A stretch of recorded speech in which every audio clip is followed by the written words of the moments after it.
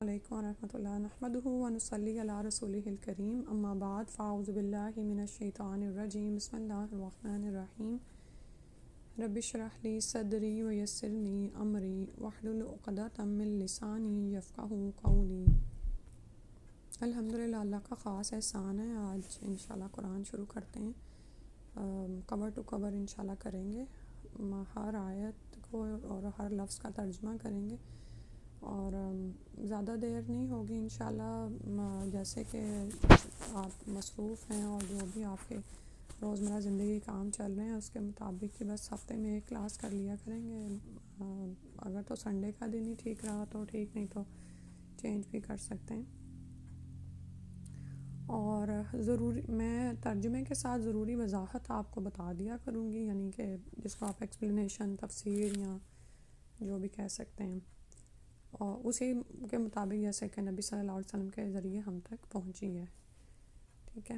اور آپ کے پہ ترجمے کو یاد کرنے کی ذمہ داری ہے، اور ہر لفظ کو عربی، ایک دفعہ آپ عربی لفظ پڑھیں گے پھر اردو 5 دفعہ دہرانے کی ذمہ داری ہے، ٹھیک ہے۔ ہفتے کے 7 دن ہوتے ہیں، اتنی بڑی وہ امانت نہیں ہے۔ اور اگر آپ کو ایک لفظ کا ترجمہ یاد ہو جاتا ہے لیکن پھر بھی آپ نے اس کو 5 دفعہ دہرانا ہے، اس لیے کہ جتنی زیادہ ریپیٹیشن ہوگی ترجمہ اتنا ہی پرولونگ کرے گا، کیونکہ اس میں جو اراؤنڈ 30% قرآن کے الفاظ ہیں وہ اردو میں بھی مستعمل ہیں، یعنی رواج ہے، تو ہو سکتا ہے کچھ الفاظ آپ کو جلدی یاد ہو جائیں، لیکن 5 دفعہ عربی اور 5 دفعہ اردو کا دہرانا ضروری ہے۔ تو میرا خیال ہے کہ جو میں نے آپ کو بھی شیئر کرنا ہے اس کی ویڈیو، اس میں نے اسی طرح ہی پڑھا ہوا ہے، ایک دفعہ عربی اور پھر اس کے بعد ترجمہ اردو کا۔ اگر آپ انگلش میں یاد کرنا چاہیں، اس میں آپ کے لیے آسانی ہے تو آپ انگلش میں بھی یاد کر سکتے ہیں۔ اور ہر کلاس سے پہلے سبق یعنی صرف ترجمہ سنا جائے گا، اور جو میں وضاحت کروں گی یا ضروری اس کی جو بھی ایکسپلینیشن ہوگی، اس کے لیے ہم ہر سپارے کے اینڈ پہ ایک ٹیسٹ دے سکتے ہیں۔ ٹیسٹ یہ کرے گا کہ آپ کو اس میں ایک تو یہ کہ سینس آف اچیومنٹ ہوگی، اور آپ خود کو خود ہی چیک کر سکتے ہیں کہ میں کس حد تک قرآن کو جانتی ہوں بغیر ترجمے کے، ٹھیک ہے۔ یعنی صرف مصحف اس کو کہتے ہیں نا، اس کتاب کو جس میں ٹرانسلیشن نہیں ہوتی، ٹھیک ہے۔ تو قرآن اگر مصحف کی فارم میں ہو تو آپ اس کو کس حد تک جانتے ہیں، یہ بھی آپ چیک کر سکیں گے انشاءاللہ۔ اللہ سبحانہ وتعالیٰ سے دعا ہے کہ ہمارے سفر کو آسان کر دے، اور اس کو ہمارے لیے باعث خیر و برکت بنا دے، اور اتنی برکتیں اور فضیلتیں ہماری ذات میں، ہماری زندگی میں، ہماری دنیا اور آخرت میں اور ہماری نسلوں میں اتار دے، اور ہمیں سب سے بڑی جو دعا ہے اللہ تعالیٰ کی رضا حاصل ہو جائے۔ یعنی اس کام کو کرنے کا مقصد دراصل یہی ہے کہ میں اپنے خالق کو، اپنے مالک کو راضی کر لوں، اور ہم اس کی رحمت کے امیدوار ہیں تاکہ وہ ہمیں جنت کے بلند درجات عطا فرمائے، اور ہمیں اپنی سزا، اپنی عقوبت، اپنے غصے، اپنے جہنم سے بچا لے، آمین۔ کچھ احادیث میں نے صحیح بخاری سے ہی آپ کے سامنے پڑھ دیتی ہوں، صرف ترجمہ پڑھوں گی۔ قرآن کی فضیلت، اور یہ کہ قرآن شریف کی سب کلاموں پر فضیلت کا بیان۔ نبی کریم صلی اللہ علیہ وسلم نے فرمایا، ابو موسیٰ اشعری سے روایت ہے رضی اللہ عنہ، کہ اس کی یعنی مومن کی مثال جو قرآن کی تلاوت کرتا ہے سنگترے کی سی ہے، جس کا مزہ بھی لذیذ ہوتا ہے۔ یہ ہوتے ہیں نا سٹرس فروٹس، اس طرح کا پھل، اس کا مزہ بھی لذیذ ہوتا ہے، یعنی ٹیسٹ بھی مزے کا ہے، اور جس کی خوشبو بھی بہترین ہوتی ہے۔ یعنی جو شخص قرآن کی تلاوت کرتا ہے اس کی مثال کیسے ہے؟ جیسے ایک سٹرس فروٹ ہے جس کا مزہ بھی بہت لذیذ ہے اور اس کی خوشبو بھی بہترین ہے۔ اور جو مومن قرآن کی تلاوت نہیں کرتا اس کی مثال کھجور کی سی ہے، اس کا مزہ تو عمدہ ہوتا ہے لیکن اس میں خوشبو نہیں ہوتی، ٹھیک ہے۔ یہ دو طرح کے مومن ہیں۔ آپ یہ دیکھیں کہ ہم میں سے کوئی قرآن سے روز جڑا ہوا ہے، قرآن کی تلاوت کرتا رہتا ہے، اور کوئی ایسا ہے جو کہ اس کو نہیں بھی پڑھتا ہے۔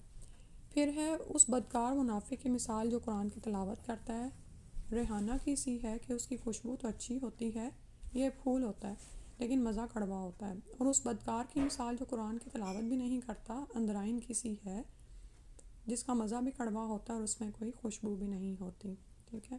اور تلاوت کے بارے میں یاد رکھیں، ہم تلاوت صرف پڑھنے کو سمجھتے ہیں، لیکن عربی میں تلا یتلو کا معنی ہوتا ہے کہ پیروی کرنا، ٹھیک ہے، پیچھے پیچھے آنا، مطلب یہ کہ جو آپ پڑھ رہے ہیں اس کو آپ سمجھ رہے ہیں، ٹھیک ہے، اس کی آپ کو سمجھ آ رہی ہے، اس کا مطلب یہ خالی یہ نہیں ہے کہ آپ بس ناظرہ پڑھ رہے ہیں، بلکہ یہ کہ آپ اس کو سمجھ بھی رہے ہیں۔ پھر اسی طرح آپ یہ دیکھیں کہ اللہ سبحانہ وتعالیٰ نے ہمارے لیے اتنی آسانی فرمائی ہے کہ ایک حدیث ہے کہ میں نے عبداللہ بن عمر سے سنا کہ نبی کریم صلی اللہ علیہ وسلم نے فرمایا، مسلمانوں، گزری امتوں کی عمروں کے مقابلے میں تمہاری عمر ایسی ہے جیسے عصر سے سورج ڈوبنے تک کا وقت ہوتا ہے، اور تمہاری اور یہود و نصارہ کی مثال ایسی ہے کہ کسی شخص نے کچھ مزدور کام پر لگائے اور ان سے کہا کہ ایک کی رات، یہ مطلب یہ کہ یہ کوائن ہے، آپ سمجھ لیں، مزدوری پہ میرا کام صبح سے دوپہر تک کون کرے گا؟ یہ کام یہودیوں نے کیا۔ پھر اس نے کہا کہ اب میرا کام آدھے دن سے عصر تک، یعنی ایک ہی قرات مزدوری پر کون کرے گا؟ یہ کام نصارہ نے کیا، یعنی کرسچنس نے۔ پھر تم نے عصر سے مغرب تک 2 قرات مزدوری پر کام کیا۔ یہود و نصارہ قیامت کے دن کہیں گے ہم نے کام زیادہ کیا لیکن مزدوری کم پائی۔ اللہ تعالیٰ فرمائے گا کیا تمہارا کچھ حق مارا گیا؟ وہ کہیں گے کہ نہیں۔ پھر اللہ تعالیٰ فرمائے گا کہ پھر یہ میرا فضل ہے، میں جسے چاہوں اور جتنا چاہوں عطا کروں۔ تو یہ امت محمدیہ کی باقی امتوں پر فضیلت بھی ہے، اور اس کتاب قرآن کی بھی باقی امتوں پر فضیلت ہے کہ اللہ سبحانہ تعالیٰ نے ہر نبی پر دین بطور اسلام ہی اتارا۔ سب مسلمان ہی تھے، یہود و نصارہ بھی مسلمان ہی تھے، انہوں نے اپنے نام خود رکھ لیے، لیکن بات یہ ہے کہ یہود بالکل ایسے ہے جیسے فجر سے لے کر، یعنی صبح سے لے کر مغرب تک کا جو وقت ہے، اس میں سب سے لمبا ٹائم جو ہے فجر سے ظہر تک کا ہے، صحیح ہے، اس کے بعد ظہر سے عصر تک ہے، اور عصر سے مغرب کا وقت کم ہے، ٹھیک ہے۔ تو سبحان اللہ، امت مسلمہ کو کام دیا گیا، یعنی جو نیابت کی ذمہ داری انسان پر ڈالی گئی ہے، اور اسی طرح امر بالمعروف و نہی عن المنکر کی، تو کام کرنے کا وقت تھوڑا ہے لیکن اجر بہت زیادہ ہے۔ اب دیکھنے کی بات یہ ہے کہ ہم اپنی ذمہ داری کو کس حد تک ادا کریں، اور یہ ذمہ داری ادا ہو نہیں سکتی جب تک کہ ہم جہاں سے ذمہ داری آئی ہے اس کتاب کو نہ سمجھیں، اس کتاب کو نہ لیں۔ پھر اسی طرح فرمایا کہ امام بخاری سے ہی روایت ہے، عبداللہ بن اوفا سے سوال کیا گیا کیا نبی کریم صلی اللہ علیہ وسلم نے کوئی وصیت فرمائی تھی؟ انہوں نے کہا کہ نہیں۔ میں نے عرض کیا پھر لوگوں پر وصیت کیسے فرض کی گئی کہ مسلمانوں کو تو وصیت کا حکم ہے اور خود نبی کریم صلی اللہ علیہ وسلم نے کوئی وصیت نہیں فرمائی؟ انہوں نے کہا نبی کریم صلی اللہ علیہ وسلم نے کتاب اللہ کو مضبوطی سے تھامے رہنے کی وصیت فرمائی تھی، ٹھیک ہے، اور کتاب اللہ میں موجود ہے کہ وصیت ہر مرنے والا مسلمان کرتا ہے۔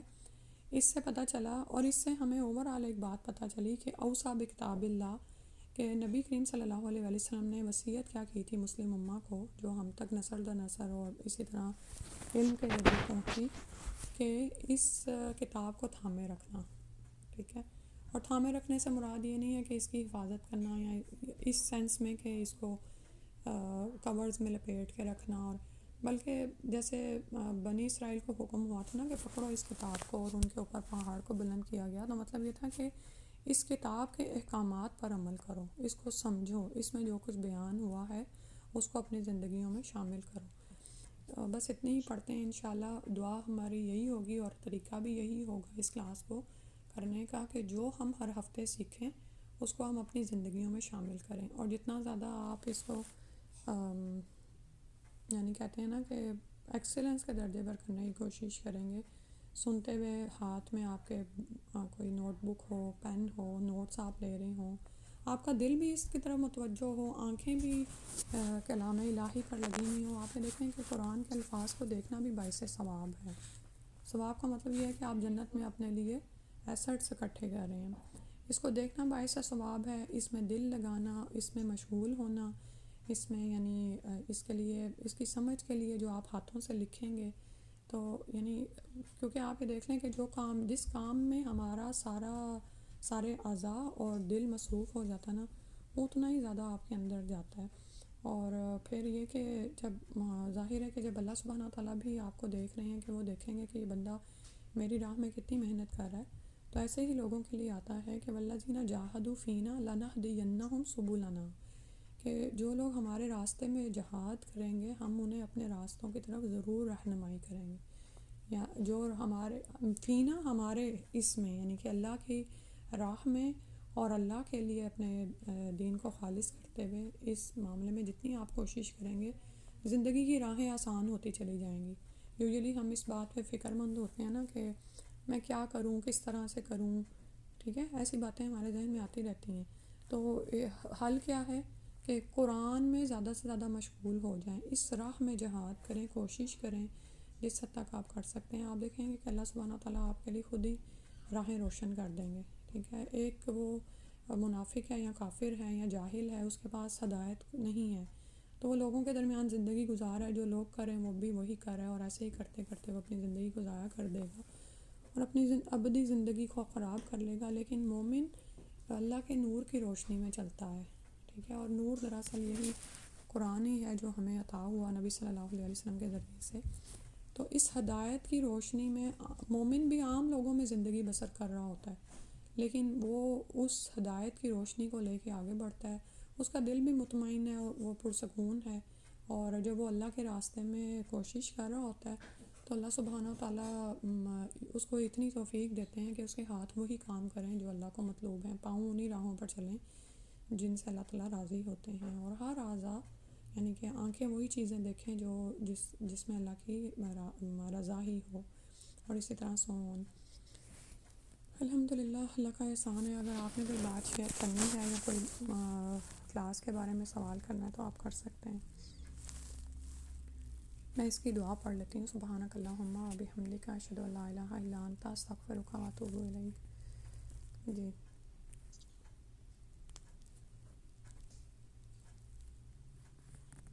جی آفرین،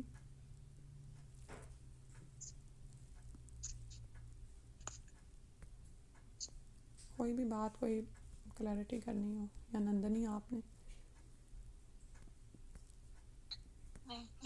ہاں جی، بس السلام علیکم۔ نہیں، میں بہت ایکسائٹیڈ ہوں انشاءاللہ، وعلیکم السلام ورحمۃ ہے نا، اللہ۔ ایک ایک لائن، ایک ایک ورڈ اگر سیکھنے کا، سمجھنے کا، ہے نا، بس مجھے بس یہی ہے کہ ایک ایک ورڈ کا مطلب پتہ لگ جائے اور ایک ایک لائن کا مطلب پتہ لگ جائے انشاءاللہ۔ میں ایکسائٹیڈ ہوں کلاس کے لیے کافی زیادہ، شروع سے شروع کریں گے انشاءاللہ۔ چلیں ٹھیک ہے، جزاک اللہ خیر، انشاءاللہ۔ انشاءاللہ۔